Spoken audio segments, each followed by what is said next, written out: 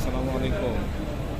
বর্তমানে যারা গার্মেন্টস সেক্টরকে তলিয়ে দেওয়ার জন্য বিভিন্ন ধরনের পায়তারা করছেন, ইন্ডিয়ার এজেন্ট এবং এর সাথে যুক্ত হয়েছে বাংলাদেশ আওয়ামী লীগের কিছু এজেন্ট।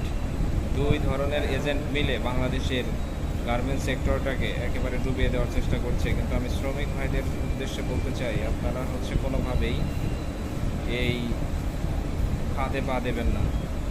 এই ফাঁদে পা দিলে আপনাদের পথে বসে যেতে হবে এবং পরবর্তীতে আপনারা কোনোভাবেই উঠে দাঁড়াতে পারবেন না, কারণ আপনাদের বাসায় গিয়ে গিয়ে এই সমস্ত নেতারা খাবার পৌঁছে দেবে না। সেই ক্ষেত্রে অবশ্যই আপনারা সোচ্চার হন এবং ভবিষ্যতে আপনারা যাতে বিপদে না পড়েন সে ব্যাপারে সতর্ক হন।